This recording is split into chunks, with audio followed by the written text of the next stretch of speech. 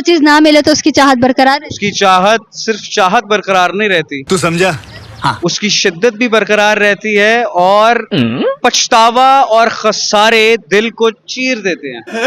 है। कभी पछतावा हुआ? इजहार मोहब्बत का पछतावा आज तक है, नहीं करना चाहिए था। क्या क्या बोला तूने? एक पहले क्या बोला? कर दिया, उसके बाद फंस गए। अब लड़के ना हमारे साथ ऐसा ही होता है। वो नहीं करना चाहिए था। गजब बेइज्जती। और कहीं ना कहीं उसके ना मिलने का खसारा भी है। करो हाथ जोड़। वो तो रहेगा। क्यों खसारा क्यों है? देखो मेरी बात सुनो, वो उन लोगों के लिए होता है जिनको मोहब्बत नहीं दिल लगी हुआ करे। ये बात है। हमारी मोहब्बत के साथ मुकाम है दिल लगी, अच्छा। उन्स, मोहब्बत, अकीदत। दिल लगी, उन्स, मोहब्बत, अकीदत, जुनून, इजहार इश्क। इश्क का आखिरी इम्तिहान मौत है, आखिरी स्टेज मौत है। ये बात है। तो हम 6 से गुजर के 7वें की सीढ़ी पर हैं। शाबाश बेटा। और मौत का मतलब ये नहीं है कि इंसान बज़ाहिर मर जाता है, समझ रहे हो?